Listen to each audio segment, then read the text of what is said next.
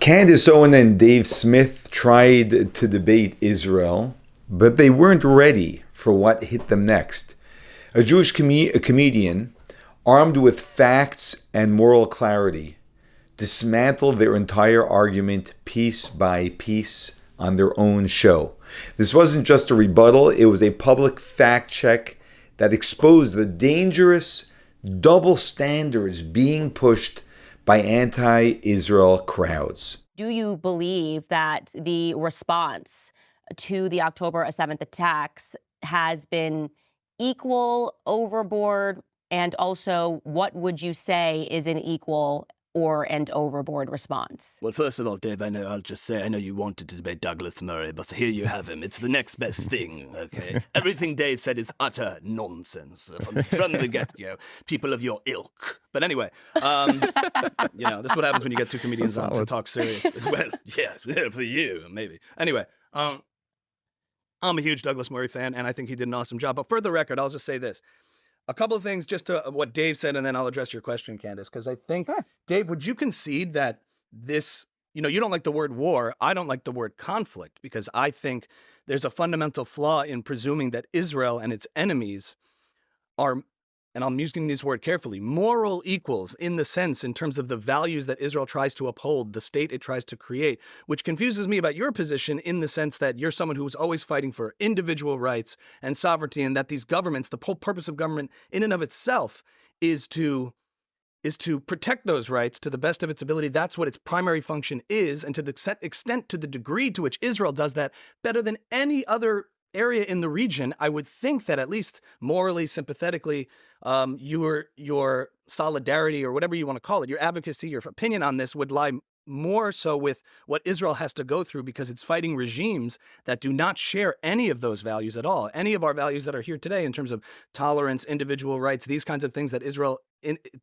although it's imperfect, is a Western democracy. So it always shocks me when I see people who are principled in your position not see that or side with that. And I know you haven't fully condemned Israel fully, but and I've seen other interviews where you do defend what Israel's, the virtues of Israel. But at the same time, I always find that very surprising, because the values that you uphold and say are fighting for on behalf of the Palestinians, it doesn't seem to me that they're regimes that represent them, and a lot of people in those populations don't uphold those values themselves or those desires themselves. See, he already points out a very clear double standard that Dave Smith is holding, and that is he's fighting for Palestinian rights. He believes in individual rights, and yet we know that Israel is a society that actually upholds individual rights. And the societies that he is defending, firstly, and namely the Palestinian society, does not at all in any way give people freedom of expression in any way, shape, or form as individuals. So seeing it through a Western American lens, there's a hierarchy of values here, and it seems that the real motivating factor in this war is it's not a geographical or political dispute or a conflict that presumes two sides are fighting as moral equals, but rather an ideological one in which Israel is fighting regimes that are genocidal, that wish to see its destruction because it's a Jewish state, because of not just it as a Jewish state, but Jews worldwide. And they've been very explicit about that. So it confuses me that we impose this idea that everybody just wants the same thing and we have to just work this out, as a geographical dispute with all of that messy history. What's always seemed to me been animating this before any occupation of any territory even existed was a deep-seated hatred for Jews, the Jewish people, and the Jewish state. So even if people critical of Israel aren't anti-Jewish, the people Israel's directly fighting certainly are. An enormous truth that he just shared as well is that this is not a geographical battle. It has nothing to do with geography. It has to do with completely obliterating the Jewish people, which is taking away the rights of a very significant group of people in the world from expressing what it is that they believe in. That is actually the conflict. Okay, that is interesting. So I only want to say that because I did have, and I'm interjecting here, I did have a conversation with someone whose parents were forced out in, I want to say 1945. Is that the correct year? 48, yeah. And it definitely, I don't think every person that has an issue with Israel is being guided necessarily by this idea that it's just Jewish people. I mean, some of these people were actually living there and had accepted Jewish refugees into their home. One Palestinian is coming to mind, Mohammed Hadid, who they were allowing these refugees to live there for 2 years. They went out one day, came back, and the locks were changed. And they said, this is, again, I'm telling you what Mohammed Hadid told me, you're not allowed to come back here. Your home is being taken over. If you come back, they will shoot you and kill you. So I think some people are being motivated by what they perceive to be the historical injustice. Do you think that that's a fair assessment to say that some people aren't just looking at this as these are the Jews, or looking at this as these are people who took our homeland and it's not fair? Or do you think it's changed over the years? I think what's always fundamentally, not like there are marginal issues and there are fundamental issues, and I'm not denying that innocent Palestinians suffered as a result of all this. And I think, you could play a suffering Olympics all day long and keep going back and keep playing this game all day over atrocities that have been committed across the board throughout history. That's not unique to the foundations and formings of any state. But I think that as far as what's fundamental here is not that there's this thirst and desire to create a Palestinian state, but rather to destroy the Jewish one. Here he's bringing out a very important point. Of course, people suffered, and of course, there were Palestinians who were thrown out of their homes. All of that is true. Is it true that that is what is motivating the terrorism and the murder, the brutal murder that is being performed for over many, many years by the Palestinians and most recently by Hamas? Is that really what is driving it? And it's clear that that's not what's driving it, because no matter what Israel has done to create some form of concession, up to the point of giving back, offering 97% of what they were asking for, they never agreed to it. So it's clear that that's not what their issue really is. They hide behind that issue. Dave? Okay, let me address a bunch of that stuff. So I think, look, when you say, okay, so like I'm a libertarian and I believe in freedom, and government should, if it exists at all, only be there to protect property and natural rights. So look, if you were to say, like, let's compare the United States of America to Saddam Hussein's Iraq, which society would I rather live in? Which society do I think is more moral? Which government, was less oppressive? Okay, obviously the answer is the United States of America, or at least to its own people.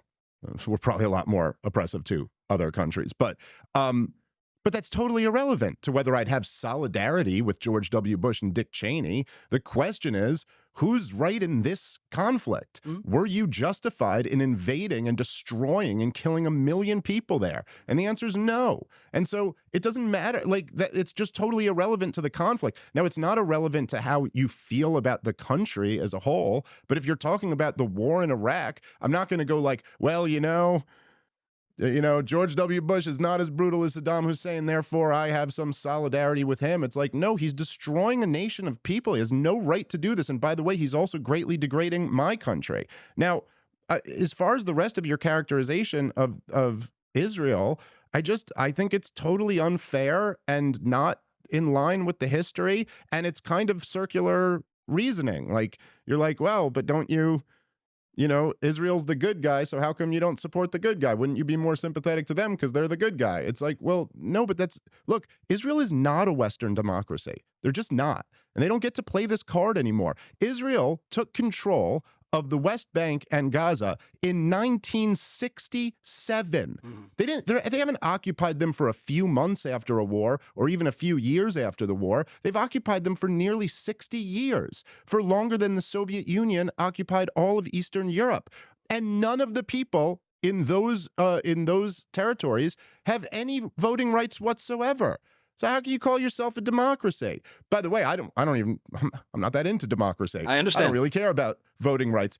My beef is that they have no natural rights whatsoever. But you don't get to just hold 5 million people captive for nearly 60 years with no voting rights and claim to be a democracy. That's an apartheid regime. Okay. And so I don't, listen, the fact is, and many, just to your other point, because there were a few there. Sure.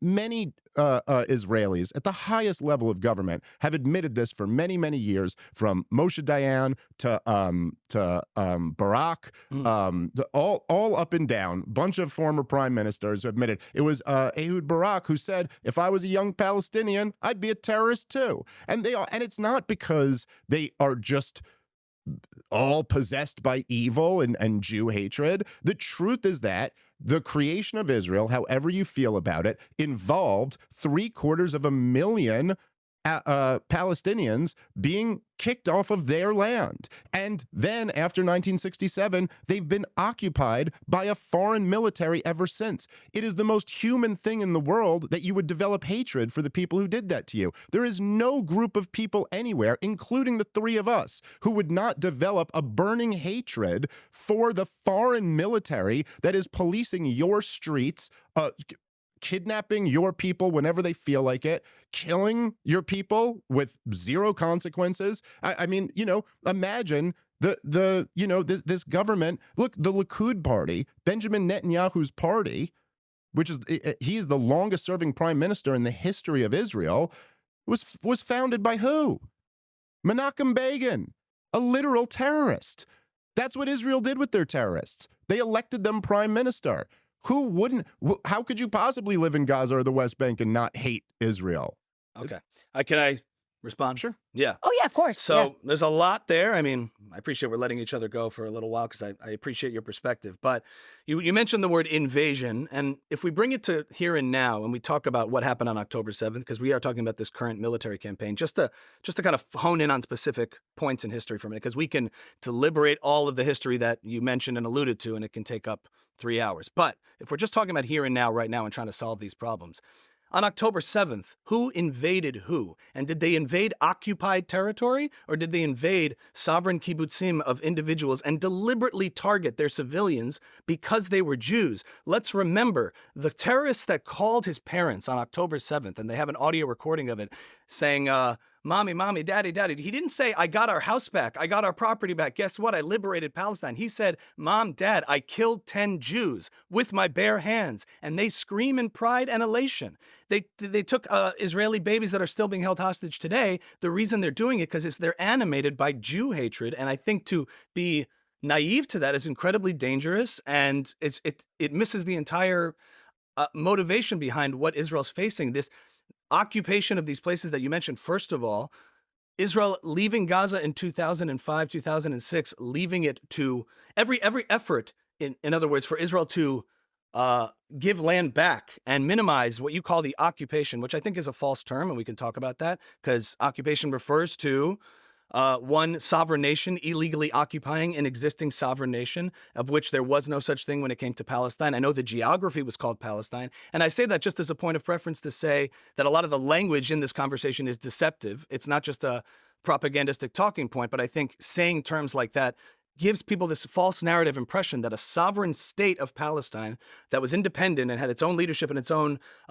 independence was usurped by Israel in what you alluded to today, leaving out what actually happened in the formation of Israel, in that the refugee crisis was largely caused by the fact that a lot of the Arab nations did not want the creation of a Jewish state and sought to destroy it upon its formation.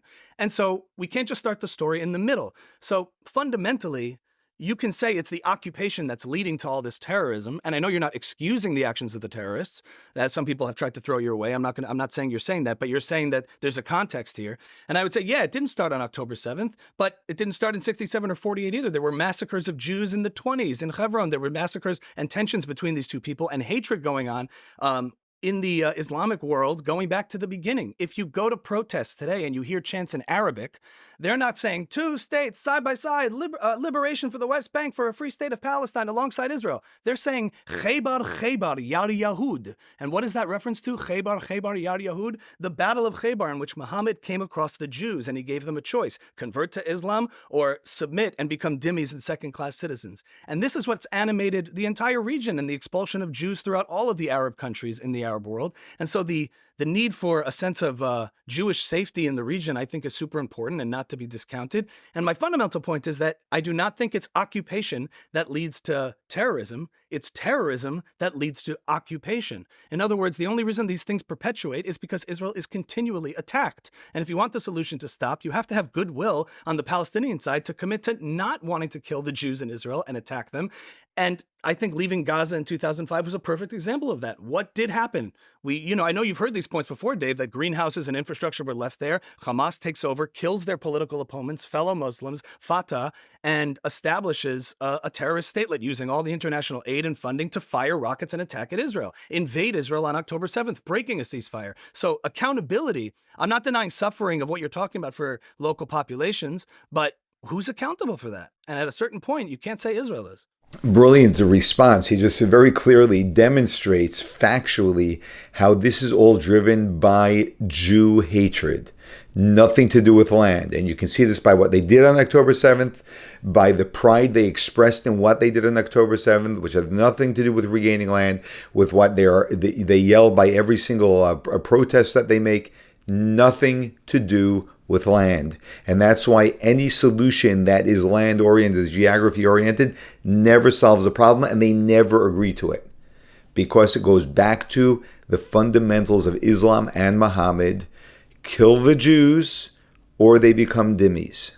That is the only thing that they want to see.